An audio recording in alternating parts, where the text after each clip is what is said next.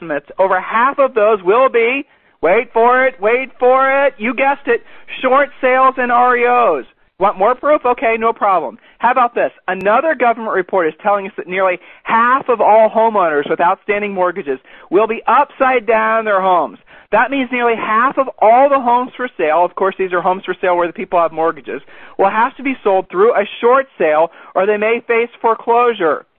Now, okay, before we move on to the top 5 ways realtors screw up when doing short sales, you want to make sure you grab your free book. Listen, it only takes 2 seconds. Go ahead, take action now, enter in your name and your email. There's no strings attached. There's no funny business. You're literally going to enter your name and email now, and we're going to start sending you the 30 chapters to this Agent Short Sale Secrets book. In addition to that, I'm also going to invite you to the upcoming Agent Short Sale Secrets teleconference. Now, this is a 90-minute teleconference where we get into more facts and how-to information, stuff you must know. Now, go ahead and grab your free book now while it's on your mind. Okay, now on to the top 5 ways realtors screw up when doing short sales. Now, this list, these top 5, frankly, was challenging for me to actually come up with only 5 because there's lots of ways realtors screw up doing short sales, but I think these are probably the top 5 ways. Ready to take notes? Let's get rolling. Number 1, don't set realistic expectations. In other words, they overpromise, underdeliver. That happens typically when the realtor doesn't know the process when they're new at doing short sales. Listen to the rest of this presentation, grab the free book, consider joining the coaching program, and you will know exactly what the time frame should be. Number 2, they tell the sellers that they have to miss a house payment. Listen, guys, don't be telling sellers ever to miss house payments. The simple fact is they can do a short sale without ever missing a house payment. Be clear on that in your head. Number 3, don't even try to do the short sale because they're heard a short sale is too much work. As you can imagine, that one makes my blood boil. So you've got a seller with a house listed, and they're upside down in their house, and they have to sell this house or it's going to go into foreclosure. And realtors don't even take the time to learn how to do short sales to help the seller solve their problem. Doesn't make any sense, does it? Point number 4. They rush a seller into a short sale when their best option might be doing a loan modification or a short payoff. Now listen, what's a short payoff? If the seller has equity in the house, they maybe don't want to do a short sale, or maybe they're in a situation where they can afford to pay the difference back. Maybe their problem is they're upside down in the second mortgage. There's lots of things that you need to learn, and don't always rush a seller to a short sale because it's oftentimes the last thing you should consider after you've gone through the other things. Number 5, they don't price the home correctly. If you've got short sale listings right now, and I go to your MLS, I look to see what's for sale, your short sale listing should be the most competitively priced houses in the MLS in that particular market segment. And here's another problem. Agents overprice them, and then they don't reposition them, i.e. lower the prices fast enough.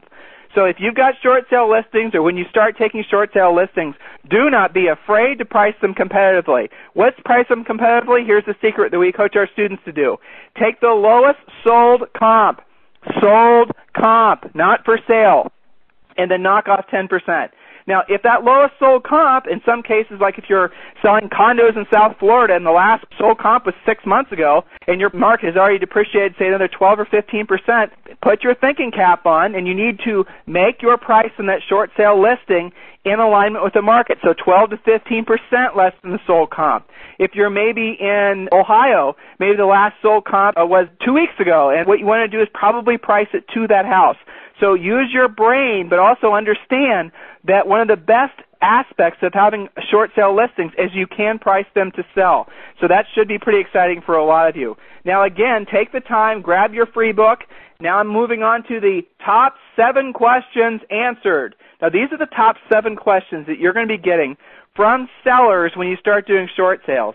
These are the questions that you really must know how to comfortably answer so you can competently do your job. Here are the typical questions. These are the questions that you'll probably get. Top question number 1.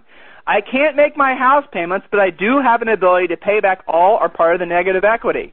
Okay? Or another variation of that is, I want to preserve my credit score. Is a short sale right for me? The answer that you should be telling them is probably not. In cases where the seller can pay back all or part of the negative equity, usually we're talking about a second lien holder here, it makes sense for them to work out a repayment plan. The lender will then release the lien and allow them to close the home.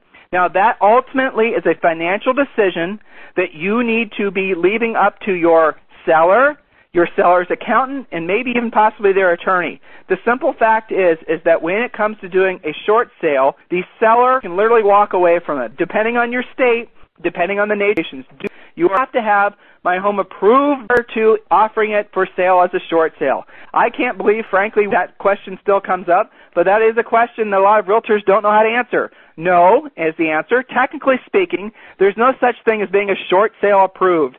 The actual approval only happens with an accepted offer. And guess what, guys? You do not need to call the lender ahead of time and ask them if it's okay if you put the house for a short sale. It doesn't work that way. Learn the system and you'll understand what we're talking about. Top question number 3. Again, these are questions you might get from a seller. I just missed a payment, and I know I'll miss more. How long does the foreclosure process take, and is there time to do a short sale? Now, this one's kind of complicated again. You're going to have to grab the free book to understand how to completely answer it. Now, the foreclosure process takes differing times depending on your state. In the Midwest, a foreclosure can take over a year. In California, it takes typically 6 months, but now, frankly, it's taking up to a year as well. Generally speaking, a well-priced short sale being processed by an educated short sale listing agent should close easily within 90 to 120 days. And frankly, what we're seeing now are that banks are getting short sales closed from the time you get the listing contract to the time you get your paycheck is taking typically now about 45 or 60 days. If you struggled with a short sale in the past and it's taken a long period of time, or you've heard of other realtors complaining, it's because they didn't know what they were doing. I take my hat off and praise them for trying, but what they have to do is learn the system. Learning how to do short sales, guys, is no more complicated, is no more different than everything you had to learn when you originally got your real estate license. When you first went on your first listing presentation or wrote your first contract for a buyer, you had to be taught what to do. This is the same thing, and just as those two things, once you know how to do it, it's easy. It's like riding a bike. Now, before I get to the next point, I have a special message for those of you who are ready to take action. For those of you who are not ready to take action, or who just want to grab your free book and listen to the rest of this presentation, you can kind of tune out now. So this special message is only for those of you who are ready to take action now and enroll in the Agent Short Sale Secrets coaching program. Now, I've set up a special button at the top of this page that will allow you to jump ahead of the curve, jump ahead of the herd, and enroll now. That button is at the top of the page. You can see it there. It says enroll now. So if you're ready to take action, do so now. Hit the enroll now button. Then you'll be automatically enrolled in the Agent Short Sale Secrets coaching program. But either way, we want you to grab your free Agent Short Sale Secrets book. So go ahead and enter in your name and your email to the box to the right. Do it now while you're thinking about it. Back to our list. Top question number 4. This one seems like a simple one, but it's really not. I owe more on my home than it's worth, and I can't make a payment. Do I have to somehow qualify for a short sale? This one's controversial. Okay, this one a lot of realtors will argue about, but the answer simply is no. If someone can't make their payment and they're otherwise insolvent, they qualify for a short sale. Matter of fact, the qualification for a short sale, if there is such a thing, is becoming easier. Now, this is a special little note for those of you who maybe have tried to do short sales in the past. The package, the paperwork that you had to turn into lenders has been cut in half.